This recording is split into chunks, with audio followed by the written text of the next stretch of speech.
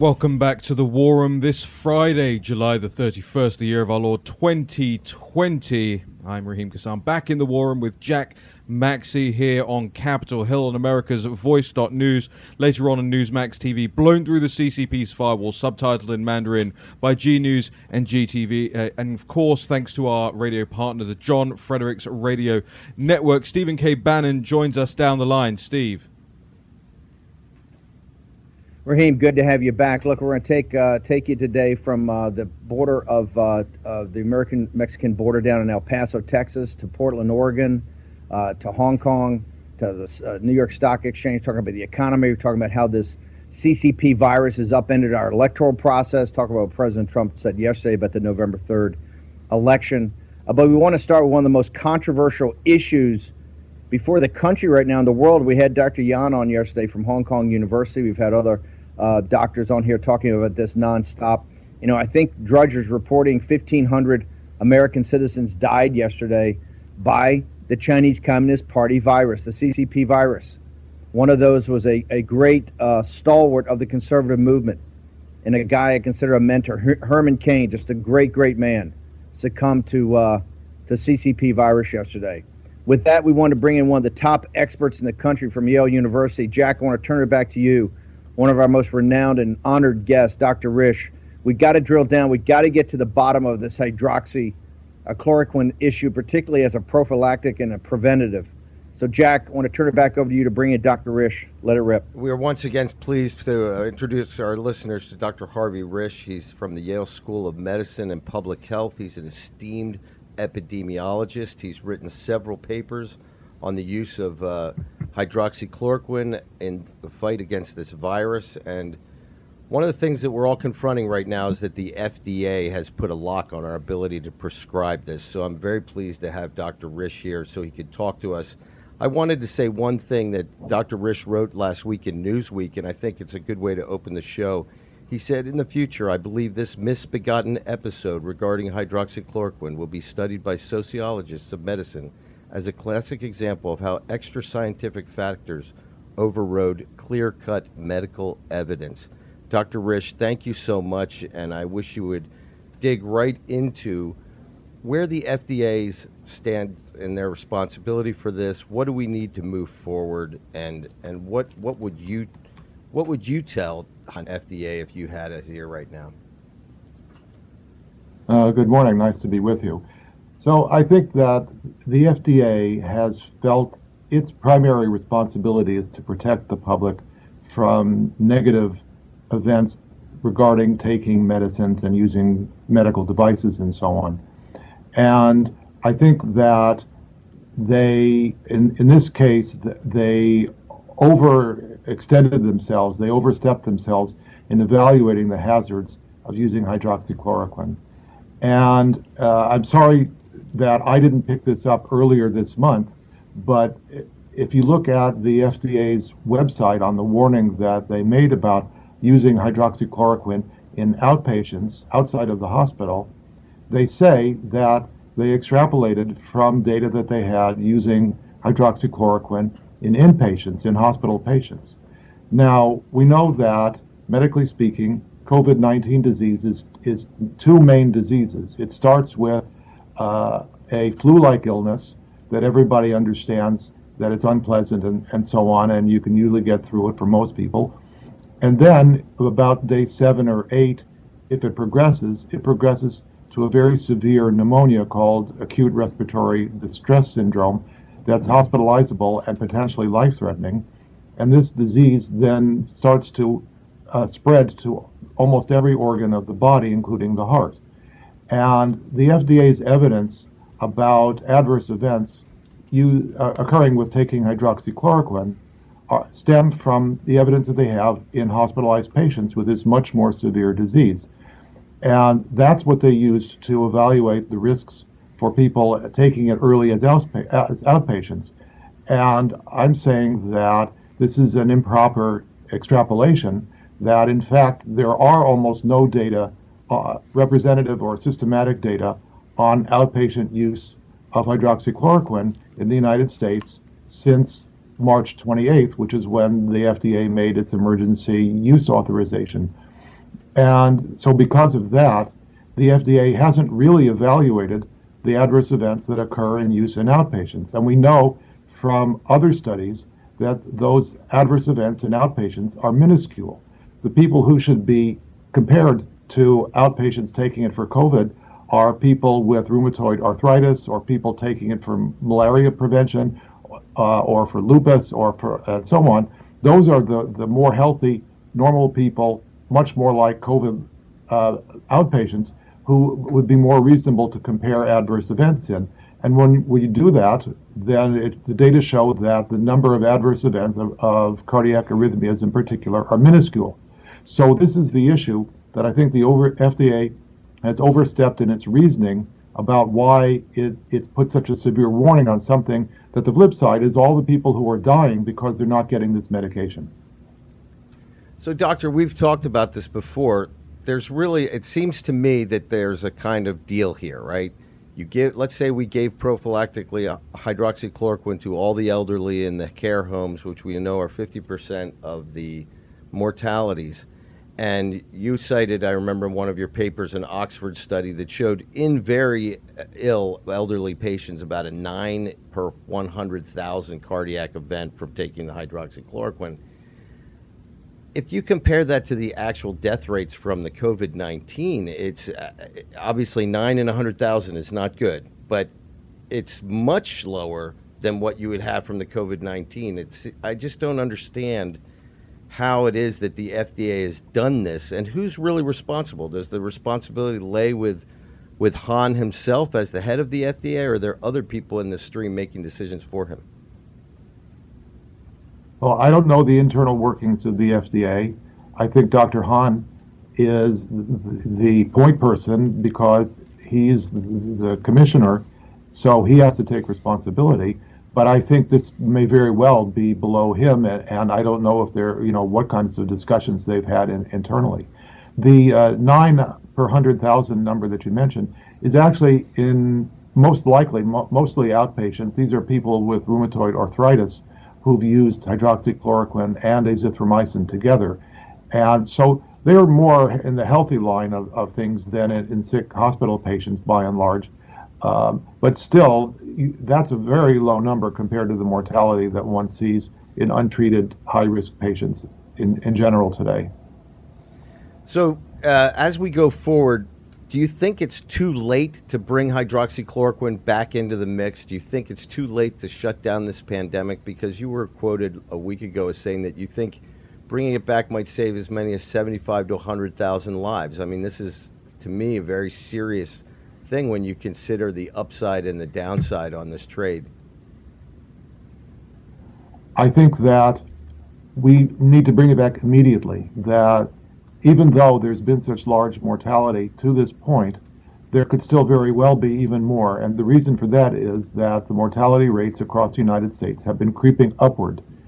I think perhaps because of ending lockdowns, because of allowing people to socialize, or people socializing much more closely anyway, I think that the mortality has been increasing. And we need to stop that. We need to drive that down to as close to zero as possible. And that's only going to happen when we treat it aggressively and quickly, and that's why we need to use this. The numbers that I said, 50 or 75,000 or 100,000, will be if the current mortality rates continue for the next 6 to 9 months. And there's no reason why they wouldn't unless we do something about it. So we have to manage it, and the best way to manage it is to treat it early and aggressively in a benign way that works for most high-risk people, and that allows everybody else to just go about their normal lives in the way we used to, and deal with it medically the way I said. And that's the best we can do for the country and for the people who have to deal with it. So this is not only... Hey, Jack, Sure. let me just jump in here. Yeah, let me just jump in here for a question and then come back in. Dr. Risch, this is what I think would help the audience a lot. This emergency use authorization is to essentially cover what you're talking about, right? It's not to give a permanent approval of this, but in an emergency where you're losing, we had 1,500 combat casualties yesterday in this war against the pandemic. And a war right now doesn't seem like we're winning. I mean, isn't the emergency use authorization is what you're talking about in an emergency basis to allow this to happen and not a permanent? I think that gets lost in the discussion that, particularly when you see mainstream media.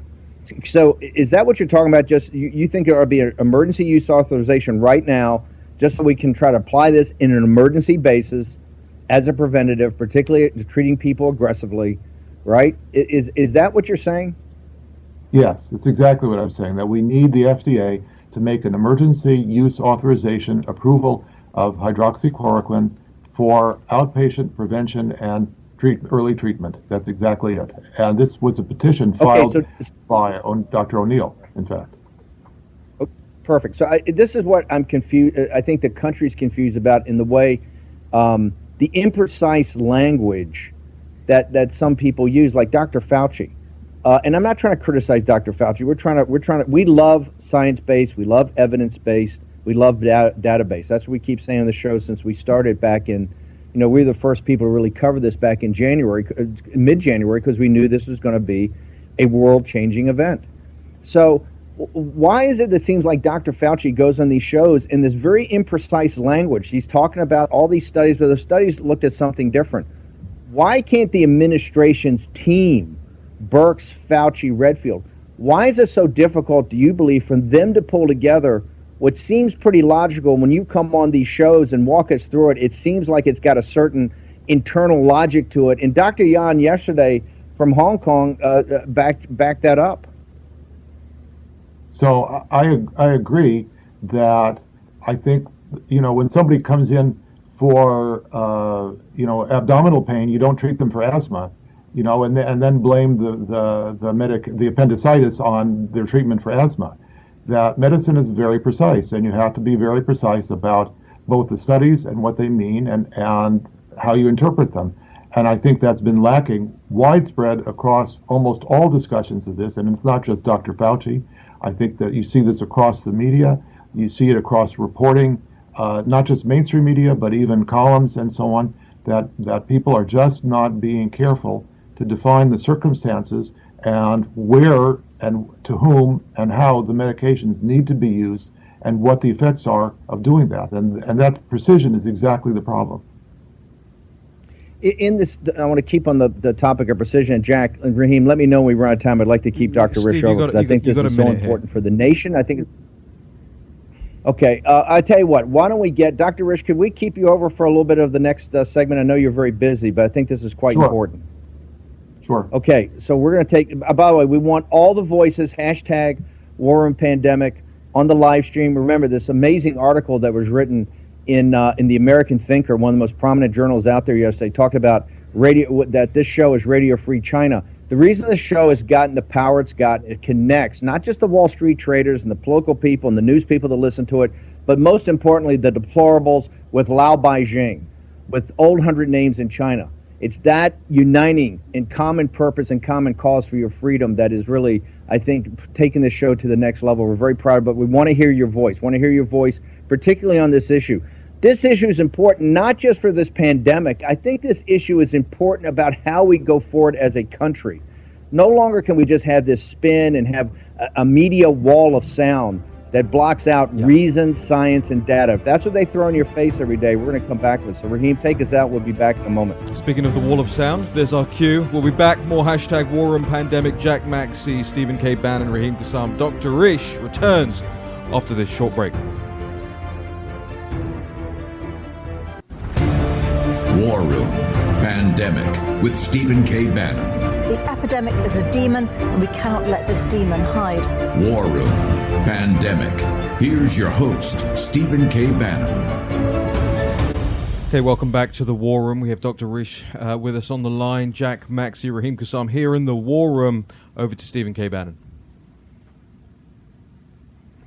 Look, we're talking right now about the pandemic that triggered the economic inferno that then triggered the financial crisis and has got us in the middle of a geopolitical crisis with the Chinese Communist Party. The folks that are going to lead us through this are entrepreneurs. You're the vanguard.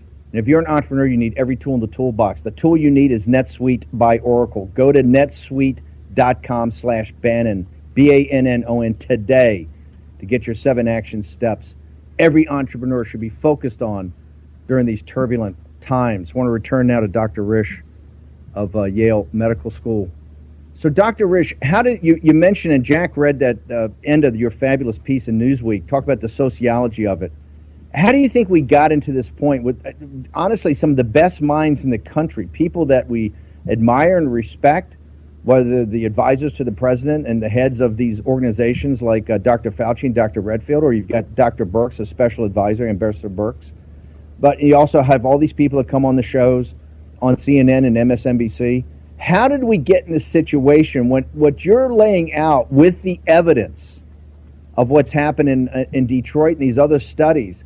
How did we get into this situation? I know you talked about, hey, when they look back years from now, but we're in the middle of a war right now. 1,500 of our citizens, including the great Herman Cain, died yesterday.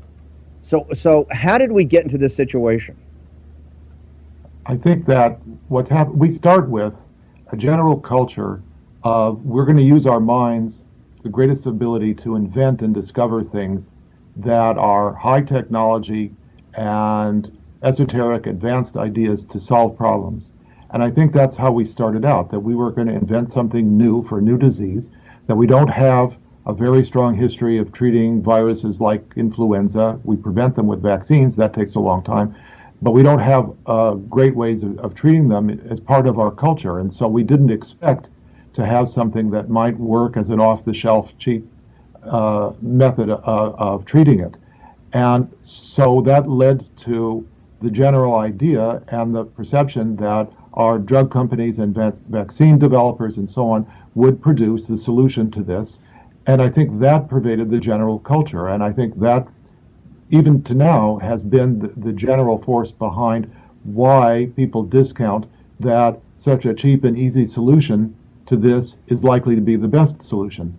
So I think we even start with a cultural misperception that way, that to overlook the obvious in favor of advanced discovery. And so that's a start. And then I think that there's a lot of, the financial aspects of getting drugs to market and developing them and proving their validity and utility is very expensive. Most drugs fail. And so I think it's very costly. And I think that the drug and vaccine manufacturers have huge risks that they take when they actually go to get something into the marketplace. And so they have huge financial obligations that they have to cope with. And I think that's a big problem today in how our drug development occurs. And I'm not saying that there should be a government version of that to do it in place of the manufacturers. We have to recognize that it's a problem as to the expense of getting what we want done. And so I think that kind of really colors the approach that's behind how people perceive how we approach solving the problem. And then I think there was a political aspect that I referred to, that once the president mentioned something, I think there's a lot of dislike for the president in a good chunk of our society, and therefore there was a response of, if the president says something, we have to oppose it. And so that, I think, colored another aspect to it. So I think those were the prevailing forces that were operative here. Dr. Risch, I know you know the decision-making, how it goes on, but if you were able to talk to Dr. Hahn today over at FDA just about the emergency use authorization, what would you tell him? I'd tell him that it's obviously a no-brainer, that if the FDA would have been basically honest about it, they would have said, we think that it should not be used in outpatients, but we don't have any actual data in them, and we're telling you that these are the data in inpatients, and we're not sure that they actually apply. That would have been the most they could have said, but they didn't say that. They said, we don't think it should be used in outpatients, and here are our data from inpatients. So I think that they really just need to move forward, put the past behind, and just go forward and approve this, and let's get on with it. We don't even have to show that hydroxychloroquine is beneficial. We just have to show that it has essentially no harm, that we have nothing to lose if it has no harm, except a small amount of cost, which I think everybody is willing to take for the small cost of the medication. So that's the real thing. We have good evidence that it's going to be beneficial. Is it proven? No. But we have very good evidence. And so that's enough to say, if this has no harm, we should be moving forward. And that's what the FDA should do. The FDA needs to overturn the climate that it's made of suppression across all of the states, or 44 of the states across the country, that this is a harmful medication. It needs to overturn that climate by saying that we now provide evidence and our opinion that it is a usable medication for early treatment or prevention in outpatients, and that will be the signal to the states to reverse their suppression, their limitations of its use, and allow usage for everyone as outpatients as needed. Dr. Hahn, we understand he's acting or interim, whatever the term of art is, but you have a massive bureaucracy over there. Do you think the bureaucracy of the FDA is prepared to give on this, or do you think it's going to take a real fight? Well, I don't really know the internal workings of the FDA. I think that I'm hoping the FDA will treat this as rationally as possible and see that their evidence is what it is and say, okay, maybe we made a mistake, but we understand where this is and we're willing to go forward with it. I think that's the best they can do. Steve, if I could, I'd like to interject Understand one President thing. doesn't have... yeah, go ahead. It's so important about this, Doctor, too, Jack. is the rest of the world is following the lead of the FDA. We have doctors in Latin America who are claiming they aren't going to use it because the FDA says it's bad. I mean, this is a premier world organization, so it's not just American lives that might be saved by them lifting this. It's lives all around the world who are waiting to see what our FDA says is safe and what is not. That's correct. I've heard from African doctors who are complaining to me that their colleagues are afraid to use it because the FDA says not to, in spite of the fact that they use it routinely for malaria prevention day in, day out across practically the whole continent. Yeah, well. Dr. Risch, last question. I know you got to bounce, but look, I know the president doesn't have direct control of this, and it's not supposed to be set up like that. But if you were able to get into the Oval today and talk to the president, what advice would you give President Trump? I think the president's role is to acquire advisors who can give a broad and rational perspective on decisions that have to be made. And I think his advisors so far have been really on one side of the issue, and I think that's been detrimental. I think I think the COVID task force has not been very outspoken about how the FDA has managed this, and I think there needs to be broader voices that make a very clear, rational argument for where we're at, what evidence we have, and how to move forward. Dr. Risch, just last question then. Would you be open if the president asked you and others that Dr. O'Neill and others, do you think you guys would be open to volunteer at least in some basis to give some advice? Yes, certainly. Be happy to. You're an American patriot, sir. I want to thank you.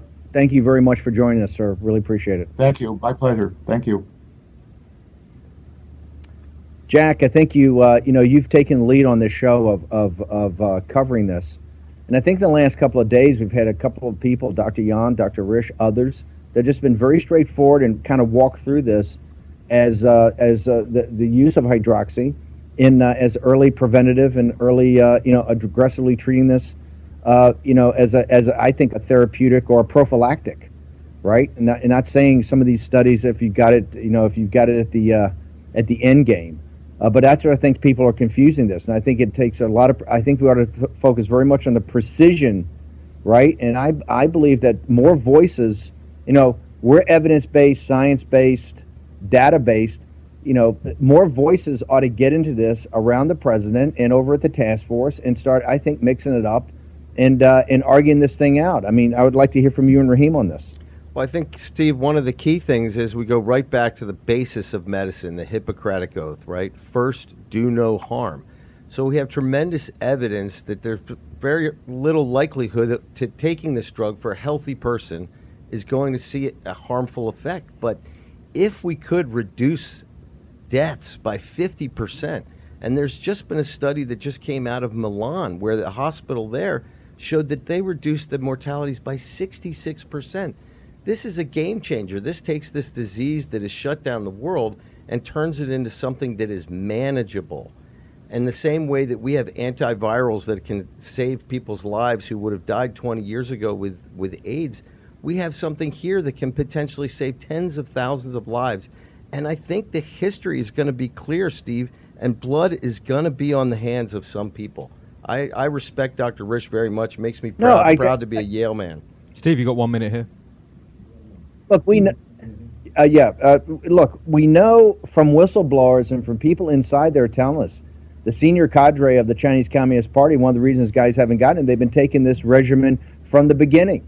There's two things that are jumping out at you. Number one, the CCP lied and people died. They withheld all the information about this. The other is, we talked about this with Dr. Hatfield, I think on the first week of the show back in the third or fourth week of January, exactly about this drug and the combination. Yeah. You know, this is a war. We got to start treating it like a war. And in a war, you use emergency techniques. That's what I think what Dr. Risch is saying is so powerful. Well, we're going to go to a quick break here, but when we come back, we have David Bahnsen, we have Bill McGinley. We're going to get into Portland and Antifa, the developments of that overnight. War room, pandemic, Jack Maxey, Raheem Kassam, Stephen K. Bannon returns in just a moment. War Room, Pandemic with Stephen K. Bannon. The epidemic is a demon, and we cannot let this demon hide. War Room, Pandemic. Here's your host, Stephen K. Bannon. Well, 2020's been a gut punch to American business, and if you're going to succeed, you need every possible advantage. NetSuite by Oracle is the world's #1 cloud business system and a sponsor of this show. Smart companies run on NetSuite because it gives you the visibility and control over your financials, your HR, your inventory, your e-commerce, and more. So whether you're doing $1 million or $100 million in sales, NetSuite lets you manage every penny with precision. You have the agility to compete with anyone, work from anywhere, and run your whole company right from your phone. So join over 20,000 companies who trust NetSuite to make it happen. They've surveyed hundreds of business leaders, assembled a playbook of top strategies they're using as America reopens for business. So you can get your free guide right now. 7 actions businesses need to take, and schedule your free product tour at netsuite.com/Bannon. That's netsuite.com/BANNON. You're back in the war room.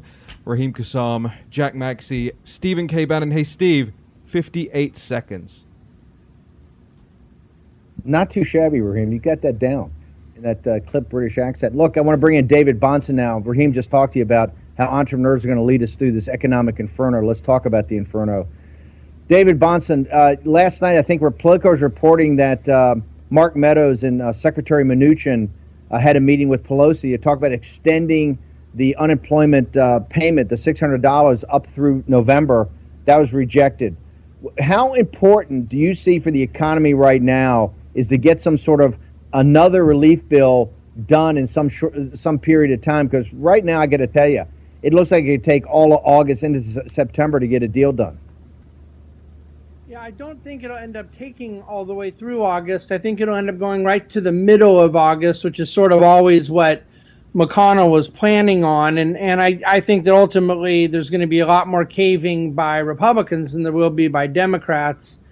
But in terms of the impact to the economy, there's sort of two fronts. I mean, the consumption side, which has obviously been really dramatically affected, is definitely needing some sort of a bill. The issue is whether or not longer term they can get better productivity by doing the bill right. And I think that the unemployment side, that the way the Democrats wanted it, is going to help short term but be more damaging long term, and that's what they're trying to navigate through.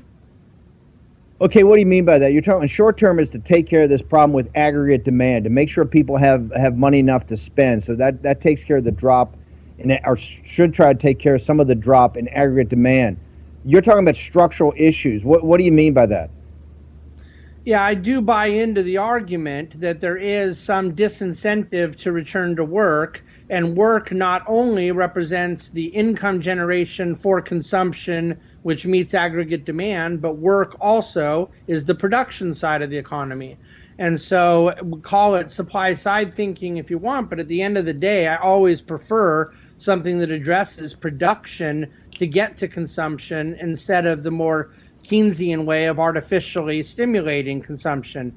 A lot of times in emergencies, you don't necessarily have the luxury of picking between the two, but that's kind of what the debate centers around, is the longer you have people out of the workforce. Remember, as you know, Steve, these are mostly lower skilled and lower income members of the labor force.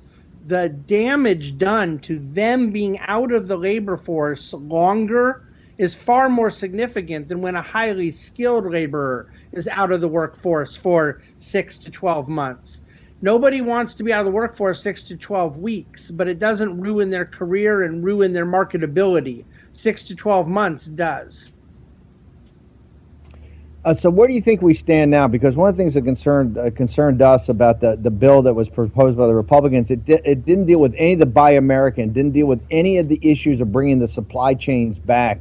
Whatever the Buy American program kind of, I guess, filtered into being handled in this next relief bill. Where are we about addressing the fundamental issues of bringing the manufacturing supply chain back and bringing the medical supply chains back?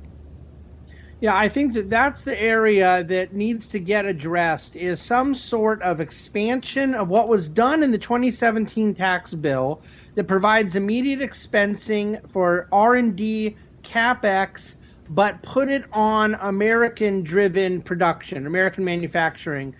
R&D for big pharma that leads to American manufacturing and getting some sort of immediate expensing on that R&D, that's a massive boost to big pharma. They would be all over that. They'll need time, obviously, to adjust that supply chain. But that's, to me, the layup that's available here. And by the way, it's frankly a layup even if it ends up being Joe Biden, because there's no reason that the Democrats couldn't get behind something like this with 75% of Americans saying that they have an unfavorable opinion of China. I don't think there would be political backlash to getting at least the national security side, PPE, and pharmaceutical production onshored. The only problem is Joe Biden is the biggest globalist around there. It'd be a complete change for him. But let me go back to yesterday when they announced the greatest drop percentage-wise in the GDP. You just talked about who's been the biggest impact. You know, President Trump's economy was a striver's economy. The brilliance of what he had come up with is that, hey, it was the lowest skilled workers that actually had the greatest percentage growth, not just in employment, but actually wages starting to rise. And now you've seen, I guess it was yesterday, after trading, the four big or five big tech companies increased, I think, in value $200 to $250 billion, was it, in value?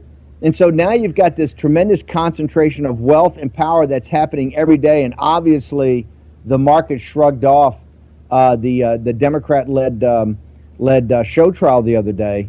But haven't you seen, hasn't this pandemic, this CCP virus, completely blown apart all the efforts of the Trump economy?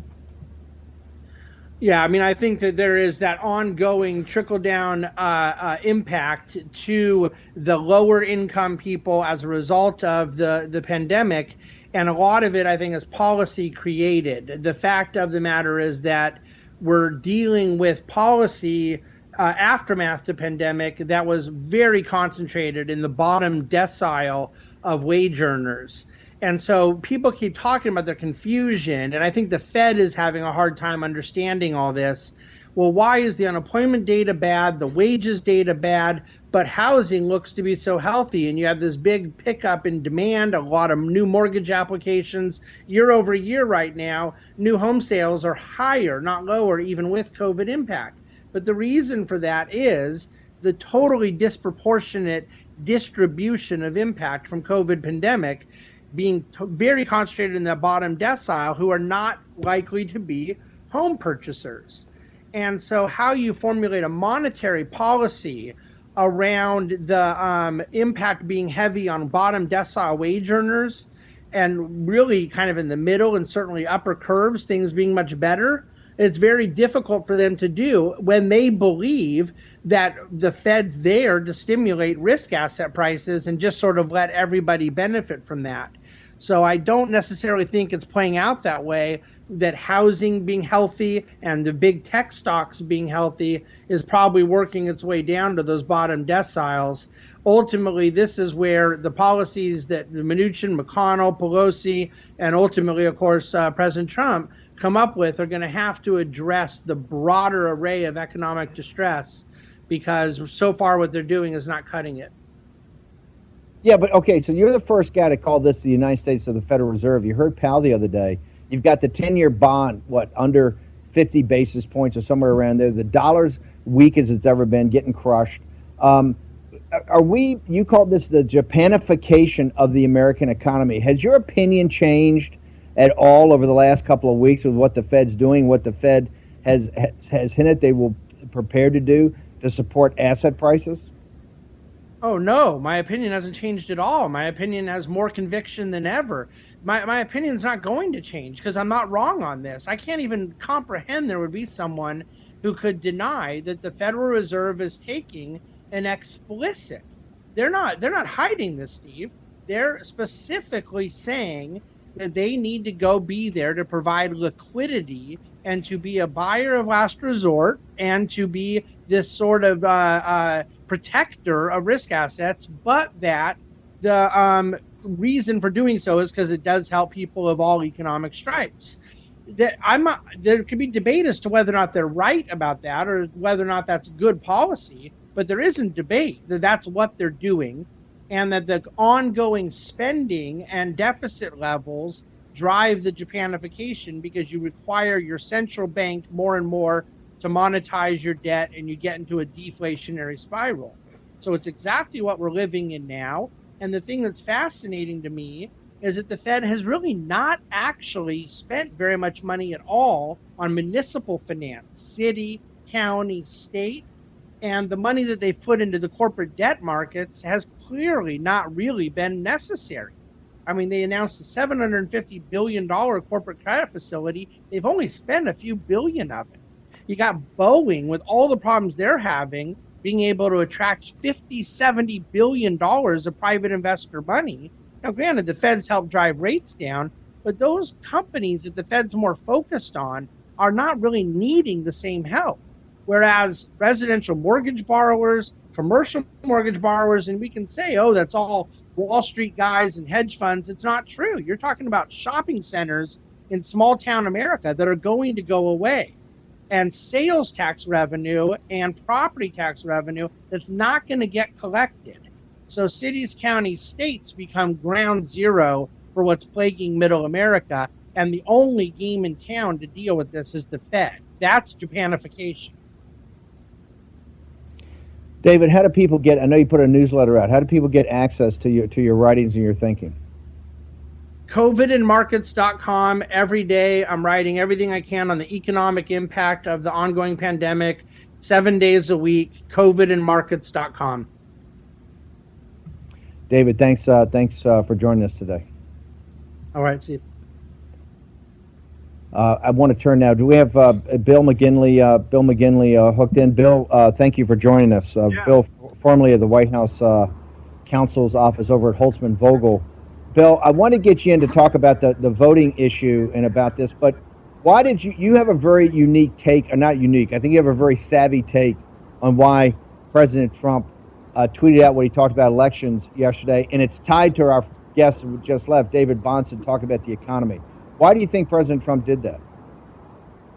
Yeah, I think it's an issue that he's been trying to get traction on for quite some time. And yesterday he probably put out the most explicit tweet, attracting attention not only to the election day issue, which he said it may need to change, which he doesn't have the authority to do. Nobody expects it to change. But it also came on the day when it was released that the economy shrank by 32.9%. I think that President Trump has probably received a briefing from his political advisors talking about the mechanics of how election day and actually election month will probably work. And I think it's probably something that he's going to have some concerns about. And if past his prologue and what we're seeing in some of these primary elections, he does have some standing and some grounds to be concerned about what's going to happen surrounding November 3rd. Bill, we've got 40 seconds here before break. Let's keep Bill over to the next segment. We'll get everybody's voice in here on hashtag War and Pandemic and in the live chat. Raheem, what kind of feedback are we getting from the audience? All right. Well, I want to say to the audience right now, it's my birthday tomorrow, so it's my birthday gift. I want you to sign up. pandemic.warroom.org. Make sure you're signed up to the newsletter. Make that your birthday present to me here on the War Room. Follow all our Twitter accounts, all our Parler accounts, at War Room 2020, at War Room Pandemic. Despite them being throttled by Twitter overnight, we'll get into that later on in the show. War Room Pandemic returns with Bill McGinley in just a second. War Room Pandemic with Stephen K. Bannon. The epidemic is a demon, and we cannot let this demon hide. War Room Pandemic. Here's your host, Stephen K. Bannon. Well, welcome back to the War Room, Friday, July the 31st, the year of our Lord 2020. Jack Maxey and Raheem Kassam here in the War Room, broadcasting live, as ever, from Capitol Hill. Stephen K. Bannon joining us down the line. Steve, we got you? Yeah, right here, Raheem. Thanks. Bill, so tell us, what's the status? People are confused. The difference between the absentee voting, the mail-in voting, what's going on across the country, and is President Trump correct to be worried about this? Yeah, I think in terms of those, let's back up for a second. There's over 30 states or around 30 states that have absentee ballot voting. Some of those states, at a smaller number, still restricted to you're going to be out of state for business. You're not feeling well, you're infirm. You're not going to be able to make it to the polling place, and you have to affirmatively request a ballot. On other states, it's just no cause. You don't have to state a reason. You can either early vote it, or you can request an absentee ballot and return it by Election Day. What some of these governors have done in the wake of the pandemic is they have an absentee ballot architecture in place under their election laws, and they're unilaterally by fiat saying, we are going to go ahead and we're just going to mail an absentee ballot to every single registered voter in our state so that they don't have to show up at a polling place and be concerned about catching COVID. What's the problem with that? Number one, it basically turns their state into mail-in balloting when the state doesn't have enough experience to handle that volume of ballots coming in, and they're not laying the groundwork on the election administration side to make sure that they can ensure that all of these ballots are going to be returned to the election officials by the deadline. Number two, the voter rolls in many states are outdated. People have moved and they haven't updated their address, or they've moved to another state, and so the voter roll still shows a voter in a location where they're not residing or they're not even in the state, and they're using the voter roll and they send out the ballot. So what happens then? That's where you see the stories coming across the wire that talk about somebody just received 9 ballots addressed to different people, and there's only one family living in the building. So it's a real cause for concern. The issue here is not with the parties and the candidates. The issue here is with election administration and making sure that all parties. I think we may have lost Mr. McGinley there. The preparation so that they can hand you what's going to happen. Yeah, real quickly, Bill, because we are losing a little bit, but what would you recommend to the president and the people around him right now to kind of get some order around this thing, so you're not just tweeting out, hey, maybe we ought to think about moving Election Day? We're not going to move Election Day. We've had civil wars. We've had global conflicts. We always hold it on the Tuesday after the first Monday in November, and it's going to be held on November 3rd this year. But what would you recommend to the president to get some order out of this chaos? This is going to be a turnout election. I'd love for the campaign and the RNC to really juice up their get out the vote efforts by making sure that people understand it's their vote and they need to own it. And that means that they need to help educate them about the absentee ballot voting laws, what the processes are, to request their ballot early if they decide that that's how they want to do it and not show up at a polling place, and to cast their ballot and make sure it gets in. People need to be responsible for their own ballot and make every effort not only to track the delivery of the ballot to them, but the delivery of the ballot back to the election authority. The campaigns and parties are going to be tracking this, and that's going to be incredibly important. Our people need to turn out. This is going to be a turnout election, and the president, I hope, is going to start motivating his base to show up at the polls and, if necessary, order their absentee ballots and get them in. Bank the vote early. Bill, thank you very much. We'll get your Twitter handle and all the access to you that people can get. Thank you very much, Bill McGinley, former White House counsel's office and partner over at Holtzman Vogel. Raheem, I know we got a jam-packed show today. Everybody on hashtag War Room Pandemic, everybody in the live chat, on all of our distribution platforms. Remember just what Bill McGinley said. You got to own your vote. And what you should be doing is not just own your vote. You should be reaching out and getting many people, as you know, engaged in this process. Now's the time to stop talking, take action, action, action. What you can do is find out what the rules and regulations are in your state and get on top of it. We're getting, hey, no tears, no whining on November 4th. Everybody knows well in advance what's going to happen here, so it's time to now get on it. Raheem, speaking of no tears and no whining, what's going on in Portland, Oregon? Are we winning or are we losing? Is order winning or is chaos winning in Portland, Oregon? Well, it really does depend on the way you look at it, Steve. I mean, the local Democrat politicians are making the case now that since they have done this quote-unquote deal with the Trump administration, so they claim, that last night was far more peaceful, and you had local law enforcement clearing out the park opposite the courthouse that's been under the federal courthouse that's been under siege really for the last couple of weeks. But the other side of the narrative is the narrative that isn't being told on the establishment media platforms. It is still scenes of carnage out there. It is still they've got pigs' heads being burned with policemen's hats on them. You've still not got a return to normality there. But the question is this: what does a success look like? What does success look like for the federal police, and what does success look like for these local Democratic politicians who want to claim victory over President Trump? They will argue that because of federal troops withdrawing or standing down or giving way or giving the lead to more local law enforcement, that this is proof that President Trump was stoking the tensions, that the federal officers were behind the violence. On the counter side of things, the president and his administration will be able to argue, hey, we went in there, we did the hard work, we did the job, and it's at this point in time we can hand things back over to local law enforcement, who, Steve, should have been doing this job in the first place. We've got about a minute left to go here, Steve. But still, how many people do we have indicted out there? I think they've got total 50 arrests. Yeah. I haven't heard any indictments so far. Maybe they've got some. What is the Justice Department doing? Well, it's a good question, and I think that, the developments that we've seen over the last 24, 48 hours, this back and forth between the Oregon politicians and between the Trump administration is going to be the undergirding of what the next action steps are, i.e., if we had more trouble this weekend, if there is more mass unrest this weekend, then the president is threatened to go straight back in and, again, make more arrests, and I very well imagine at that point will be indicting people en masse. At this point in time, I think you're right. Both sides are trying to figure out a way where they can claim victory without this escalating further. We have to go to a break now. War and Pandemic returns for a second hour. Jack Maxey, Raheem Kassam, Stephen K. Bannon, live from the nation's capital, Washington, D.C. Be right back.